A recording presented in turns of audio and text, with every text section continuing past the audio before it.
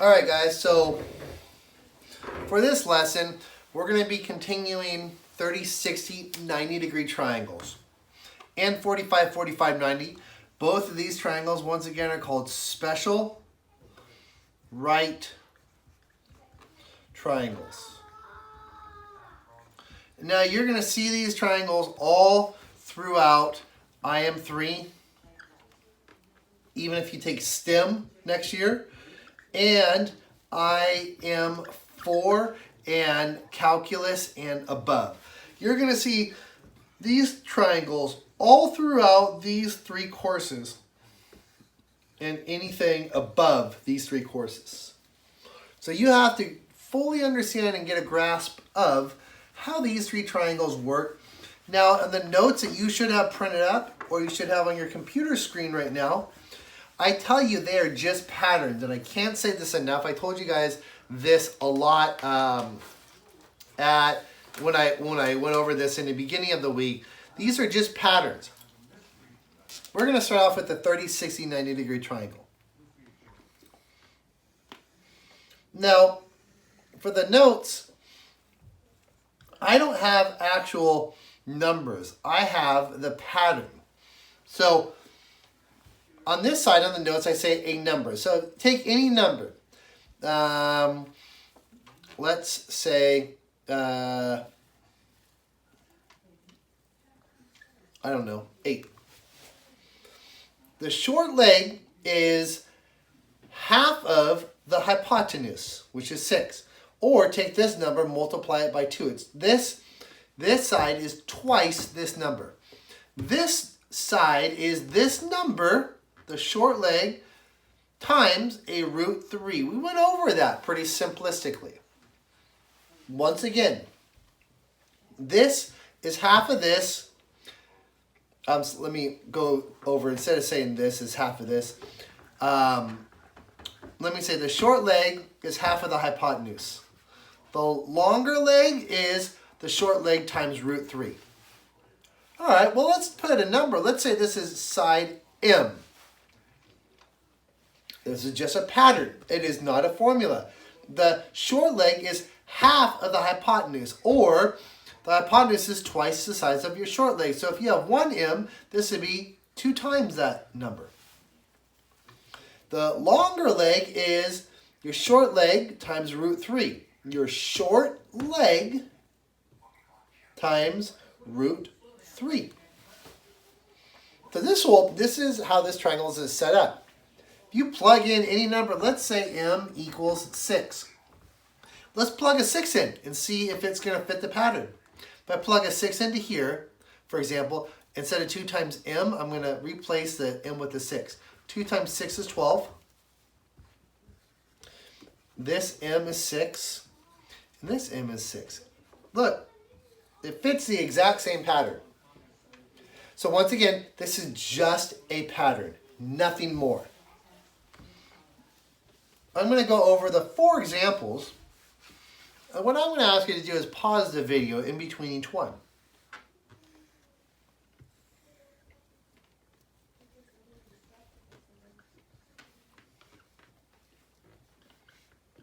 All right, pause the video and see if you can figure this out. Okay, so remember, this is just a pattern. I'm going to leave the square root of 4, the square root of 4. We know it's 2, but I'm just going to use this. I'm not going to simplify the square root of 4. I'm just going to leave it square root of 4. So this pattern is going to work with this side and this side. Remember, your hypotenuse is 2 times the shorter leg. If my shorter leg is root 4, this is 2 times root 4, which is side X.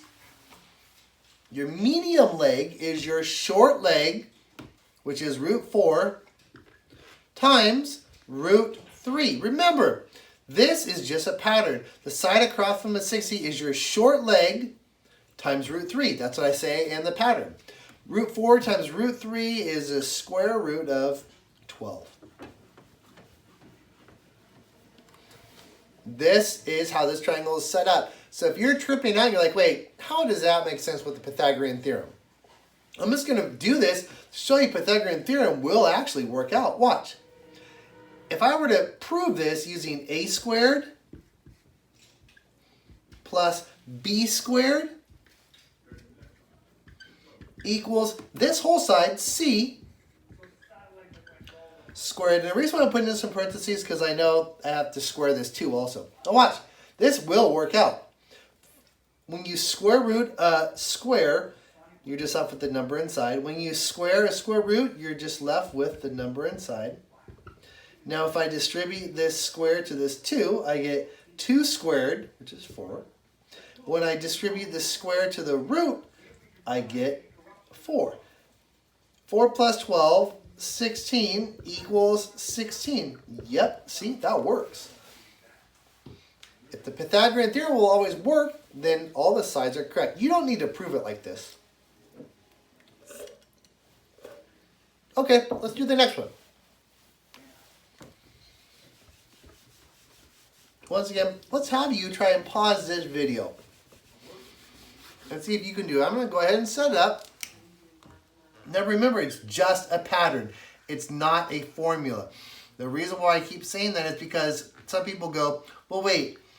If they look at this and they go, normally square root of 2 is in a 45, 45, 90. This is written wrong. No, it's not written wrong. You can label any side anything you want, and it's just a pattern. Watch. Or actually, you guys pause this right now and see if you can figure out x and y, these two sides. Okay.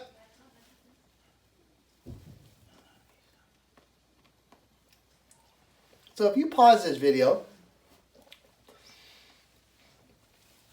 remember, your hypotenuse is twice the size of your shorter leg, or your shorter leg is half of your hypotenuse. So I know my hypotenuse is 8 square root 2.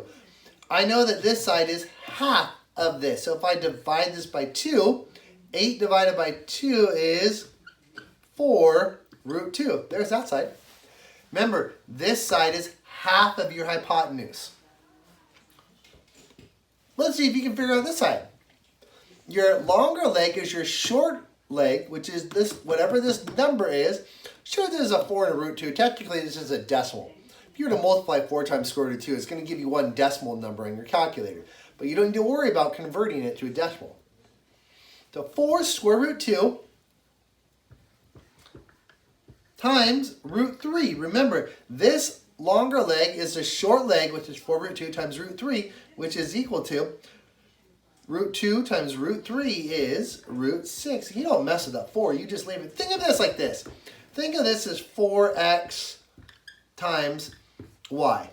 If you were to do this, you just multiply this. You just shove everything together. You don't mess with the 4 unless there's another number in front of this. Same concept.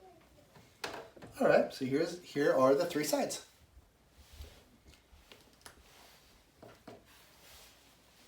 Okay.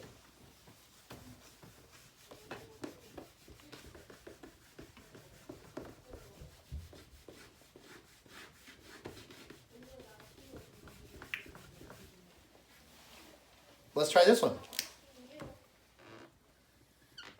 And you're going to notice sometimes when they give you form problems, they like to do things that are a little confusing.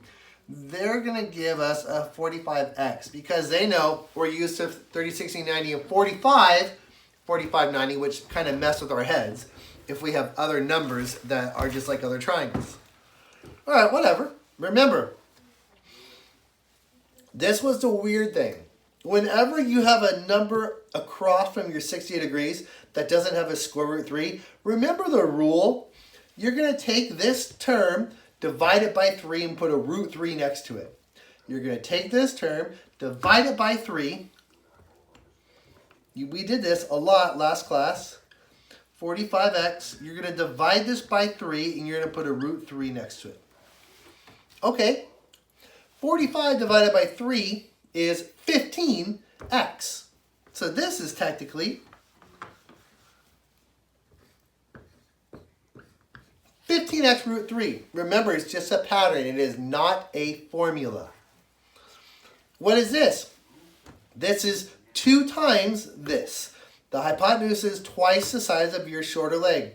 So if I were to take this and multiply this by 2, 2 times 15 is 30 with that x root 3. There you go. Okay. Last one for 30, 60, 90 in the notes. Remember, it is just a pattern. It is not a formula. This one, specifically, they try to confuse you because they try to give you a root 2. Normally, that's in a 45, 45, 90. Oh, I forgot to put the angles in the notes. Let's say this is 30 degrees. This is 60 degrees. Okay. Well, the side across from the 60 is a number. Now, there is no root 3 in here. It's a root 2. If there's no root 3, then you have to do that pattern. So remember, this side across from the 60, when they give you a number other than a root 3 next to it, if it's just any other number, what you're going to do is you're going to take this term, you're going to take 2 root 2. Remember, you divide it by 3 and put a root 3. Divide by 3 and put a root 3 next to it. And then in this case, we're simplifying. Radical 2 times radical 3, or root 2 times root 3 is root 6. 2 thirds root 6. That's what that side is. Remember, this is just a pattern. This is twice the size of this. So what in the heck is 2 times 2 thirds root 6? Well, let's look. 2 over 1 times 2 thirds root 6. 2 times 2 is 4 root 6. 1 times 3 is 3. There it is. There's all 3 sides worked out. Okay.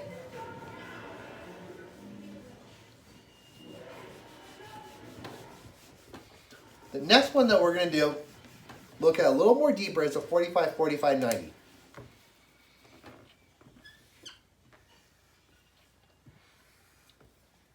Now I'm going to start off with the one in green. Let's say this is R. This is the same number, which is R. This is the same number, R root 2. It's a pattern. It is just a pattern. Let's take this now. Let's say they give you a number here without any root. It's just a random number. So let's say this is side M. There's a number. M represents a number. How do I find this side? Whenever they give you a number as your hypotenuse or something, or they don't give you a root 2 in it, you divide this by 2 and put a root 2. You divide this by 2 and you put a root 2. Look in the notes. I say you take, this is a number divided by 2 times root 2. These are the 2 different patterns for 45, 45, 90. And it just matters how they present it to you. So we are going to do the very first example question.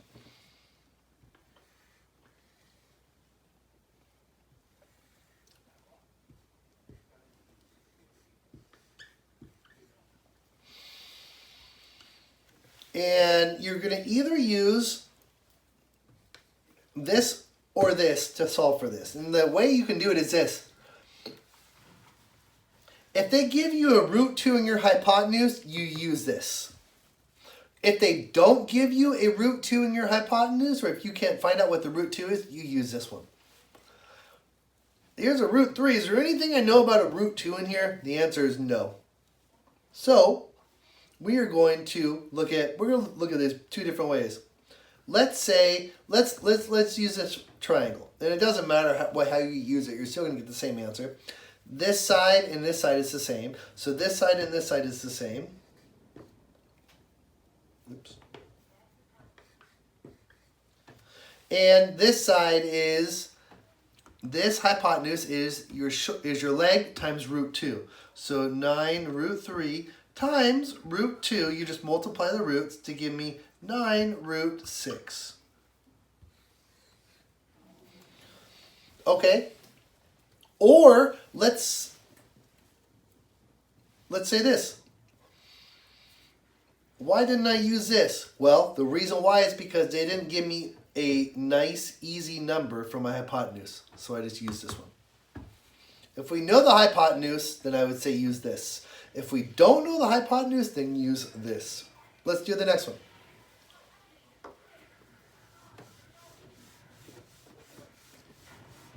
This one's pretty easy, but it's a little, actually this one's really easy.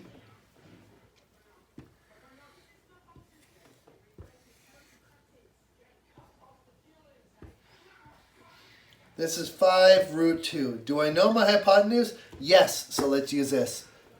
This side is going to be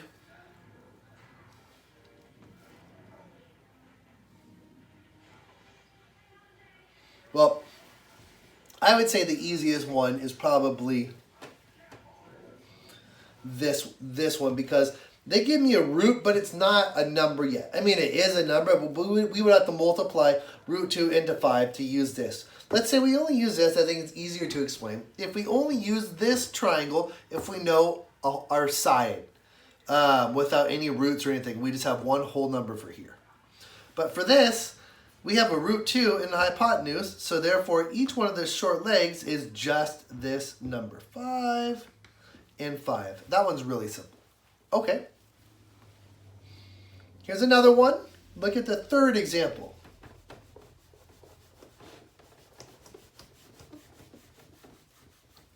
The third example, we're going to use this, and I'll show you why. We know our hypotenuse is a number. There's no roots next to it. It's just a simple number. So therefore, I know that I can use this. Each one of these sizes, look, it's half of this, root 2. Half of this, root 2. Okay, the very last one.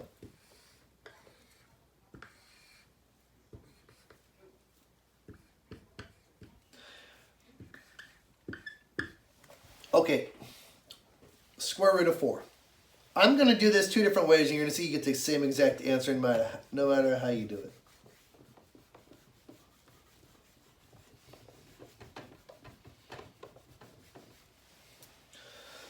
Let's just leave it as square root of 4. It's a number. It's a number. There's not a number next to it. It's just a straight up number. So how do I find out what these two sides are? I divide this by 2. And I put a root 2 next to it, which is going to give me square root of 4 times the square root of 2 is the square root of 8.